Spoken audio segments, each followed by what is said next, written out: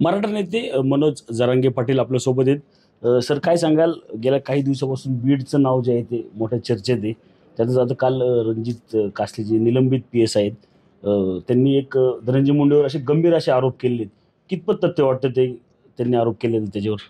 नाही, खरं पाहिलं तर बीड जिल्हा तर खरं संताची भूमी आहे खरोखरच.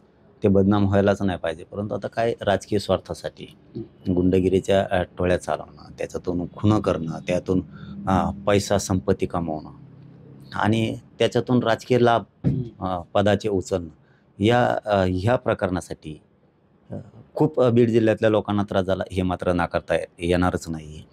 परंतु ते जर थांबवायचं असेल तर समाजाने सुद्धा जो खोटा आहे त्याला खोटंच म्हणलं पाहिजे. त्याची पाठराखण नाही करायला पाहिजे आणि विशेष करून सरकारने नाही करायला पाहिजे.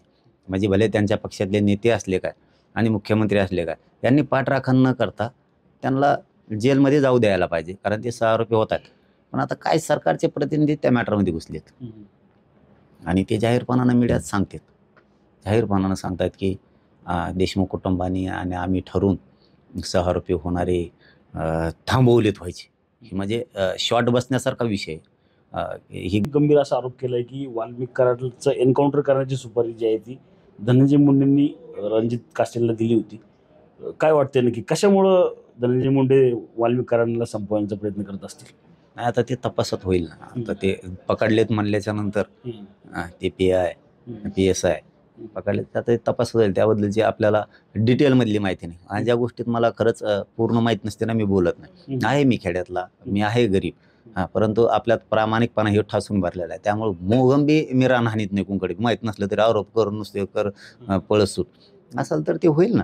आणि त्याला कम खून करायचा होता धनंजय मुंडेला, आता मला ते माहीत नाही ना. त्याला कम करायचा होता त्याचा, वाटलं असेल त्याला आता वापर करून बस झाला याचा, आता टाका मारून याला असं असू शकतं. त्याचा वापर झाला आता 10-15 वर्षे 20 वर्षे त्यांनी मग लोक मारून टाकलेत बरेच, पैसे कमवले, खंडाण्या मागितल्या, टाका मारून असंही वाटलं असं नाही. पण आता तेच तपासात सिद्ध होईल. जर आपण पाहिलं तर आता पुण्यातील तुम्हाला दीनानाथ मंगेशकर रुग्णालयात एक मोठी घटना घडली होती. आमदाराच्या पीएच्या पत्नीचा जो आहे तो मृत्यू झाला. मात्र त्यामध्ये कुठेतरी पाहिलं तर रुग्णालय प्रशासन असेल किंवा रुग्णालय किंवा जे डॉक्टर घायसास होते त्यांना कुठेतरी क्लीन चिट मिळालेली. नक्की हे कशामुळे आलं, म्हणजे चूक नक्की कुणाची होती तिथे? भिसे कुटुंबीय तिथे गेले त्यांची ती चूक होती का घायसास ते त्या क्लीन चिट झालेले आहेत? हे दुःखाला पर्याय नसतात. दुःखाला पर्याय नसते. ज्यावेळेस माणूस दुःखी असतो ना, सहारा घ्यायला पळत असतो. जसं एखाद्या माणसाचं मरण येणार आहे, त्यावेळेस तो सहारा घ्यायचा प्रयत्न करत असतो, मरण येऊ नये म्हणून. तसं त्यांचा दोष नाही म्हणता येणार. तिथं जाणं म्हणजे दवाखाना म्हणल्याच्या नंतर त्याला एक डॉक्टरला देव मानलं जातं बघा. आमच्या खेड्यात डॉक्टरला देव म्हणतात. आता मग तिकडेच पाळणार ना माणसं. आपण ते क्लीन चिट दिली याचा अर्थ ते सोयरे, सगळे सोयरे फडणवीस साहेबाचे ते तवा सुटत आहेत ताबडतोब. असल्या कचाट्यातून तवा सुटते. शिवाजी महाराजांचा, छत्रपतींचा अपमान करा, कोणाचा अपमान करा, ते सगळे सोयऱ्याला ताबडतोब सोडते. त्याचे दुष्परिणाम भोगावे लागतील त्यांना. संयम जनतेत राज्यातल्या, म्हणजे सुट्टी नाही. जसं की आता शेतकऱ्यांना फसवलं, कर्जमाफी करून सुट्टी नाही. एकदा सामान्याने हातात घेतलं ना, काही होऊ शकतं. श्रीलंकेला कसं झालं, सामान्याचा जर एकदा संयम सुटला, कारण तुम्ही सत्ता हातात आली म्हणून जर अत्याचार करणार असली तर त्याचं उत्तर जनतेकडे आहे. पण ते कोणत्या स्वरूपाचं आहे आत्ता सांगत नाही. आता दादा शेतकऱ्यांचा विषय घेतला, मात्र आपण पाहिलं तर आता संपूर्ण राज्यात जे आहे ते मोठी पाणी टंचाई पाहायला मिळते. एप्रिल महिन्यात तशी अजून तर पुढं मे जायचं आहे. आत्ताच पाणी टंचाई जी आहे ती मोठ्या प्रमाणात सुरू झालेली पाहायला मिळते सगळीकडेच पाहिलं तर. नाही, तुम्ही चांगला मुद्दा घेतला. हे आता आदेश दिलेत असं मी ऐकलंय की प्रत्येक जिल्ह्याला, म्हणजे शिवला दिले असतील, कलेक्टरांना दिले असतील की जिथं मागतील तिथं द्या. अंमलबजावणी होणार नाही त्याची, होणार नाही त्याची. कागदावर टँकर दिसणार तुम्हाला पाण्याला दिले, पण लोकांच्या गावात, गोरगरिबाच्या गावात पाणी नाही जाणार. हे फक्त म्हणणार इकडं मी दिले आधी सर, पण तिकडं ऐकत नाहीत ना ते अधिकारी तुमचं. हे नुसते सरकार म्हणून इकडं लाल देवाच्या गाड्यात मिरत येत, तिकडं कोण ऐकत यांचं? तुम्हाला उदाहरण सांगतो त्याचं.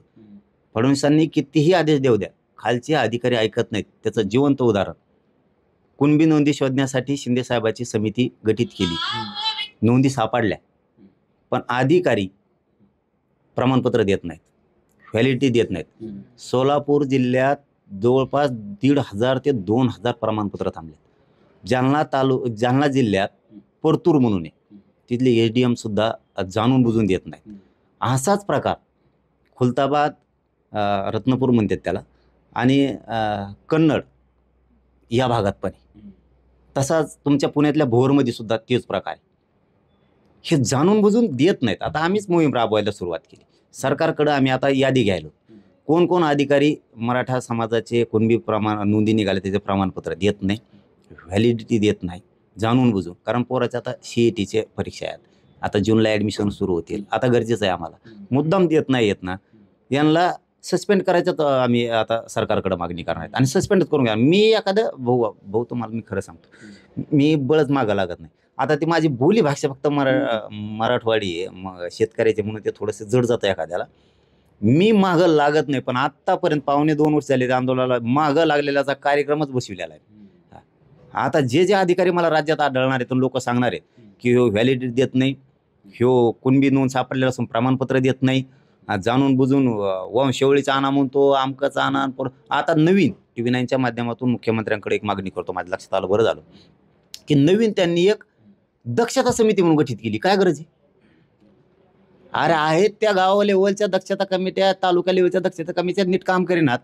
इथं शिंदे समिती नेमली, इथं तुम्ही अधिकारी दिले सगळे कुणबी नोंदीसाठी, आणि आता दक्षता समिती कशाला वरून? म्हणजे मराठीचं वाटोळं करायचं तुम्हाला, ती सुद्धा रद्द करा. आता मी सस्पेंडच मागणी करणार, याला सस्पेंड करत चाला. आता राज्यातले बरेच अधिकारी घालतो आता, आणि एकदा मागं लागलो आणि मी घालतो. तो या मागं म्हणा त्या अधिकाऱ्याला सांगतो, तो या मागं कोणची राजकीय ताकद असू दे, कोणची पण, एक लक्षात ठेव, कोणची पण असू दे, तुला जर नाही दारेदाराला घरी पाठवलं ना तर नाव बदलून ठेवील मी. दादा, आता आपण पाहिलं तर राज्यात मराठी आणि हिंदी असा वाद सुरू झालेला आहे. त्यात मनसेने उडी घेतलेली की हिंदी भाषा जर सक्ती केली तर आंदोलन करणार. नाही, भाषा तर मराठी असलीच पाहिजे, का नसली पाहिजे? प्रत्येक राज्यात तामिळनाडू गेलं की तिकडे सुरू होतं, तसलं कळतं का काही? मग तिकडे गेल्यावर बालाजीला दर्शनाला गेल्यावर त्यांची भाषा त्यांना गर्व आहे, आपल्याला बी असला पाहिजे त्यांच्या भाषेबद्दल, आपल्याबद्दल का नसून? ते असले पाहिजे, सक्त्या भक्त्या नाही करायला. मी आता सांगितलं दादा तुम्हाला की संयम काही त्याला सुद्धा मर्यादा असते. तुम्ही शेतकऱ्याची कर्जमाफी केली नाही, शेतकरी किती दिवस संयम धरणार? आता तुम्ही हिंदीला देणार, मराठी सोडून लोक किती दिवस संयम धरणार? एखाद्या बार संयम सुटला ना, अशी गोटागोटी सुरू होईल. खरं सांगतो मी, लोक मग असे विचित्र डोक्याचे, त्यांना वाटतं आमच्या आता सत्ता, आमचं कोणी काही करू शकत नाही, घराच्या बाहेर नाही निघून द्यायचे. शपथ सांगतो तुम्हाला, एकदा जर का लोकांचा माथा सरकारला रे बाबा, आणि लोकांना जर का गोटे हातात उचलले ना, काय ह्याची गाडी काय ह्याचा दिवाण फेवा दिसणार सुद्धा नाही, काचा सुद्धा ठोच देत लोक यांना गाड्या इतके. कारण आणण्याला काहीतरी परिश्रम आहे ना, विनाकारणच तुम्ही त्रास देणार लोकांना. शेतकऱ्यांचं किती हाल चाललेत. तुम्ही ग्रामीण भागात आपले पत्रकार बांधव जाते सगळे, आम्ही बघतो इतकी भयान परिस्थिती आहे. तांब्याभर पाणी मिळत नाही, टँकर नाही, कर्जमाफी नाही. आता आमच्या तिकडं लाखो हेक्टर जमीन पाण्याखाली आली असत्या जायकवाडीच्या धरणामुळे. केलंय कसं ते बी TV9च्या माध्यमातून सांगतो. आता तुम्हाला टाईम आहे, मला बी थोडा टाईम आहे उद्घाटनाला. त्यांनी पाठ काढले 2, एक काढलाय पैठणमध्ये येते जायकवाडी धरण, अशा खंडातलं सगळ्यात मोठं मातीचं धरण आहे. गेवरा तालुक्यातून एक पाठ काढला आणि एक अंबड तालुक्यातून काढला. सरळ काढले तसे खाली, म्हणजे डांबरी जाती अशी सरळ, वाकडे तिकडे नाही, काही नाही. पश्चिम महाराष्ट्रात काही ठिकाणी तसं नाही केलं. त्यांनी अशी नागमोडी पद्धत केली आणि लाखो हेक्टर जमीन पाण्याखाली आणली. यांनी जर तोच पाठ सारखा फिरवला असता तिकडं भोकरदन, तिकडं पलीकडं मेहकर, सिंदखेड राजा, बुलढाणा जिल्ह्यातून जर फिरून फिरून तिकडं खाली नेला असता, तो नांदेड पर्यंत गेला असता. याने सरळ नेला खाली, एका तळ्यात नेऊन सोडून दिला. इकडून सुद्धा तुम्हाला बीड जिल्हा सगळा पाण्याखाली येत होता. धाराशिव पासून लातूरच्या तिकडच्या टोकापर्यंत पाणी जात होतं. ते नाही केलं यांनी, असं सरळ नेला गोदावरीच्या कडीकडीनी. मग गोदावरीत पहिलं पाणी होतच ना, मग डबल तिथून काय नेला? म्हणजे यांची जी मनमानी आहे ना. आता ते समृद्धी महामार्ग काढला यांनी मधून, जालना ते नांदेड. एका शेतकऱ्याला म्हणजे इथं तुम्ही बसला तिथं 1 कोटी रुपये दिलेत, आणि इथंच बांधे अलीकडच्याला त्याला 30 लाख रुपये दिलेत, 20 लाख रुपये. ह्या नाही कसं काय शेतकरी? म्हणजे किती तुम्ही काय किती खाणार आहे यार? म्हणजे ज्या दिवशी दादा लोकांचा संयम सुटल ना, असे रटे खात्याने लय रटे खाणार. नक्कीच आपण पाहिलं तर लोकांच्या संयमाचा जो आहे तो अंत पाहू नये, नाही तर मोठा उद्रेक जो आहे तो नागरिकांमधून किंवा जनतेमधून होण्याची भीती जी आहे ती आता जरांगे पाटील यांनी व्यक्त केलेली आपल्याला एकूणच पाहायला मिळत आहे. कॅमेरामॅन विशाल शिंदेसह मी रणजित जाधव, TV9 मराठी, पिंपरी चिंचवड.